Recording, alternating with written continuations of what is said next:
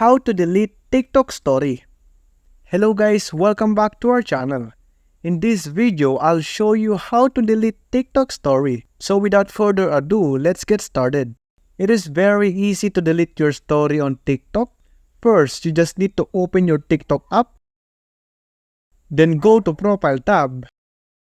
As you can see, I have one story here I posted a while ago and I want to delete it. Let me show you how to. Click the three dots under the share button and you can see here the delete icon. Click it to delete your TikTok story. And there you go. My story is now gone. How simple as that. And that's how to delete your TikTok story.